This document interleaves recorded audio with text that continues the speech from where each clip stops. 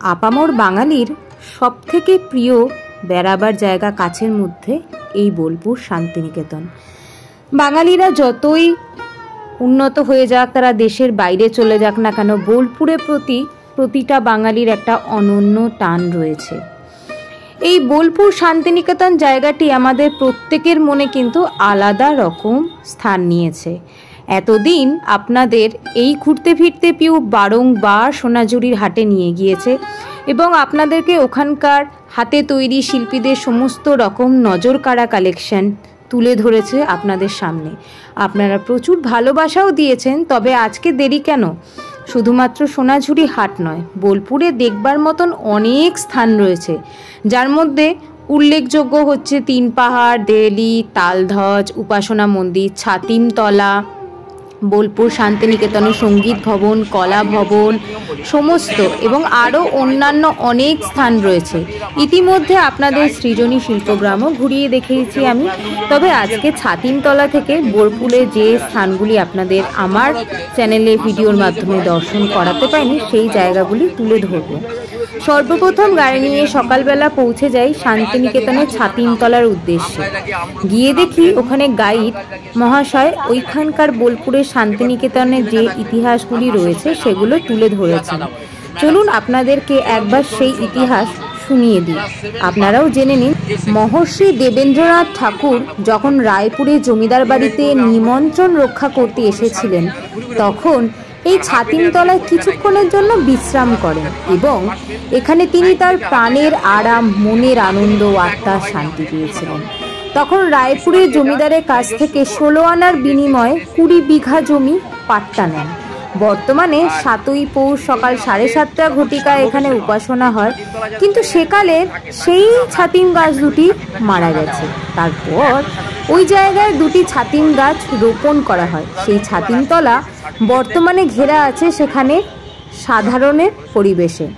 এই ছাতিমতলার ভেতরে কিন্তু বিশেষ বিশেষ দিন ছাড়া প্রবেশ করা বারণ। বোলপুরের এখন নতুন নিয়ম অনুযায়ী বিশেষ বিশেষ দিন ছাড়া আপনারা দর্শনীয় স্থানগুলিতে প্রবেশ করতে পারবেন না। প্রতিটি জায়গায় কিন্তু বেড়া জালে ঘেরা, মানে বাউন্ডারি দেওয়া রয়েছে।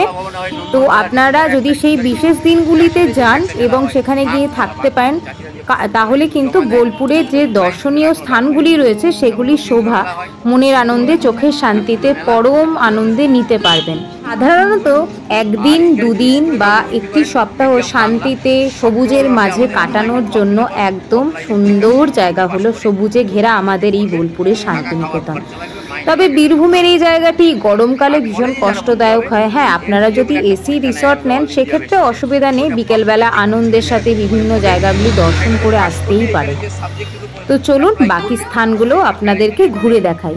ছাতিমতলার সামনে এইভাবে বাউন্ডারি দেওয়া রয়েছে এবং গাইড মহাশয়টি যেসব মানুষেরা দূর দূরান্ত থেকে এখানকার দর্শনীয় স্থানগুলি উপভোগ করতে এসেছেন তাদেরকে এই ছাতিমতলার সমস্ত বর্ণনাটি তুলে ধরছেন। যেমন কখন এখানে সকালবেলা প্রার্থনা হয়, ছাত্রছাত্রীরা কীভাবে এখানে ক্লাস করে থাকেন, কবে এই ছাতিমতলার উৎপত্তি হয়েছে, সেই গাছ দুটির এখন কি অবস্থা, যদিও আমি আপনাদের বললাম যে মারা গিয়েছে। আমরা বাংলায় পড়েছি সহজ পাঠ, সেই সহজ পাঠের প্রথম পাতার যে ছবি আর কলুরপাড়ার গরুর গাড়ি যে ছবি, সেটা কিন্তু এখান থেকেই নাও। আমি দেখাচ্ছি তোমাদের, দেখো এইখানে দেখো পুরো ডিটেলসটা লেখাও রয়েছে। আমার বিচিত্র করার পর সেটা বন্ধ করেছি দাদা ভাই, ভেতরটা আপনারা দেখতে হচ্ছেন আমি 40 বছর গাইড করি, বাংলা, ইংরেজি, হিন্দি। আমরা ইউনিভার্সিটি, যার জন্য আপনাদের জন্য একটা বই ধার করেছি, যদি নিয়ে যান। এমন কিছু দাম না, 20 টাকা দাম করছি, 30 টাকা দাম করেছিলাম, কিন্তু এটা আপনাদের প্রেজেন্ট করার জন্যই 20 টাকা হিসেবে দেওয়া হচ্ছে। আপনার এই একদম ছাতিমতলা, যেখানে বিগিনিং প্লেস সব শান্তিনিকেতন। এই রবীন্দ্রনাথের বাবা 20 বিঘা জমি লর্ড সিনার কাছে কিনে, হ্যাঁ, ক্যালকাটা ভুবন মোহন সিং যে মাঠে মেলা হয় দিয়ে একটি বাড়ি করেছিলেন, যে বাড়িটার নাম হচ্ছে শান্তিনিকেতন। আর শান্তিনিকেতন করে জায়গাটার নাম ছিল না, রবীন্দ্রনাথ তখন 2 বছরের ছেলে। আচ্ছা, ওর সামনে এখনো আমলকি গাছ আপনি দেখতে পাবেন যদি যান। এসেছে সরস্বতী মেয়ের পরশ লেগেছে, হওয়ার পরে সকালবেলায় ঘাসে রাখায় শিশিরের রেখা ধরে আমলকি বন কাঁপে যেন তার বুক করে তুমি দূর পেয়েছি খবর, পাতা কষানোর সময় হয়েছে শুরু। বালক রবীন্দ্রনাথ হিমালয় ভ্রমণে যাবার সময় এই যে বট গাছটি দেখতে পাচ্ছেন, এর আনুমানিক বয়স আমরা কেউ জানি না। পাখির ফল পড়ে এই গাছের উৎপত্তি।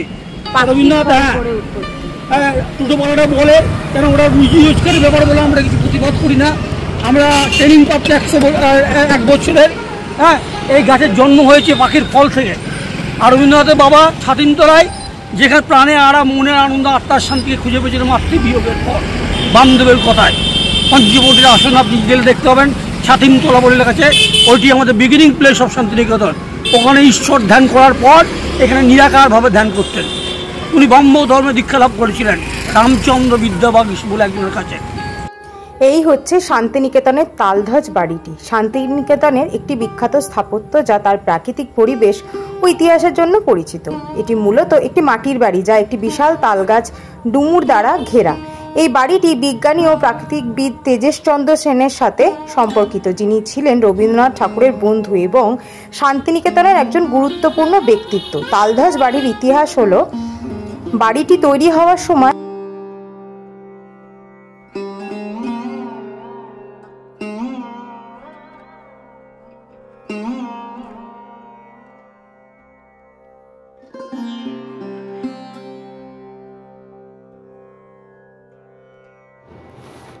অনন্য সুন্দর গোলাকৃতি এই মাটির বাড়িটি শান্তিনিকেতনের আশ্রমের সৌন্দর্যকে এক অন্য মাত্রা প্রদান করেছে। একটি তালগাছকে কেন্দ্র করে অপূর্ব পরিকল্পনায় এই বাড়িটি নির্মিত। তালগাছের পাতাগুলি ধ্বজার মতো করে বাড়িটির উপরে শোভিত বলেই এই বাড়িটির নাম দেওয়া হয়েছে তালধ্বজ। তেজেশচন্দ্র সেন নামক এক বৃক্ষপ্রেমী এই তালধ্বজ নামটি দিয়েছিলেন। এই তালধ্বজটি আপনাদের কেমন লাগলো অবশ্যই জানাবেন। সংস্কৃতি উন্নয়নের গুরুত্বপূর্ণ ভূমিকা রেখেছে। চলুন এবার আপনাদের ঘুরিয়ে দেখাই শান্তি দেবঘোষের বাড়ি। ইনি ছিলেন ভারতীয় বাঙালি লেখক, কণ্ঠশিল্পী, অভিনেতা, নৃত্যশিল্পী এবং রবীন্দ্রসঙ্গীত বিশারদ। তিনি ছিলেন শান্তিনিকেতনের আশ্রমিক। কৈশোরে তিনি রবীন্দ্রনাথ ঠাকুরের কাছে গান শিখতে শুরু করেন। রবীন্দ্রনাথের সঙ্গে তিনি শ্রীলঙ্কা, জাভা ও বালিতে গিয়েও সঙ্গীত ও নৃত্য শিক্ষা গ্রহণ করেন।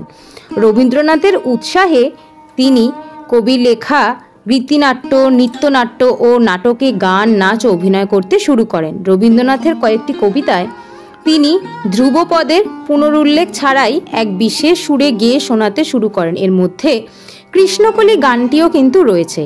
শান্তিনিকেতনের দীর্ঘজীবনে তিনি বহু ছাত্রছাত্রীকে গান শিখিয়েছেন। এদের অনেককেই এরপরে খ্যাতনামা সঙ্গীতশিল্পী বলা হয়। চলুন এবার আপনাদেরকে ঘুরে দেখাই অমর্ত্য সেনের বাড়ি, যাহা এই বোলপুর শান্তিনিকেতনে রয়েছে এবং সেই বাড়ির সামনেই কিন্তু আমি দাঁড়িয়ে রয়েছি।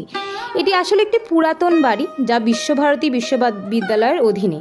2020 সাল থেকে এই বাড়িটিকে কেন্দ্র করে বেশ বিতর্ক তৈরি হয়েছে, কারণ বিশ্ববিদ্যালয় দাবি করেছে যে অধ্যাপক সেনের বাড়িটি অতিরিক্ত জমিতে নাকি নির্মিত হয়েছে।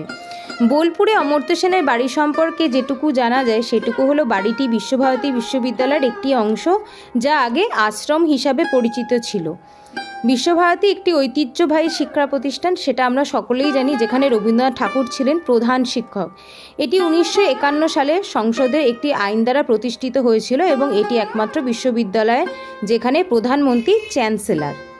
তো এটি সেনের বাড়িটি আপনারা দেখতেই পাচ্ছেন, একদম সবুজে ঘেরা পরিবেশের মাঝখানে রয়েছে এবং বোলপুরে যে আপামর দর্শনীয় স্থানগুলি রয়েছে তার মধ্যে এটিও উল্লেখযোগ্য। এবং বাড়িটি চারিদিকে এরকম ব্যারিকেড করা রয়েছে। ভেতরে প্রবেশ কিন্তু অন্যান্য জায়গাগুলির মতো নিষেধ, যার জন্য ভেতরে প্রবেশ করতে পারলাম না। বিশেষ বিশেষ দিন ছাড়া এখানে প্রবেশ করা যায় না এবং বিশেষ বিশেষ দিনেই কিন্তু এই দর্শনীয় স্থানগুলি খুলে দেওয়া হয়। এই পুকুরটার নাম হচ্ছে হাতি পুকুর। সামনে একটা হাতির স্ট্যাচু আছে, ওটা মানে যেহেতু এই যে জালটা দেওয়া আছে যার জন্য স্ট্যাচুটা ভালো করে দেখা যাচ্ছে না, ভিতরে ঢোকার যেহেতু পারমিশন নেই। এই হচ্ছে সেই দোল খেলার মাঠ যেখানে বসন্ত উৎসব হয়।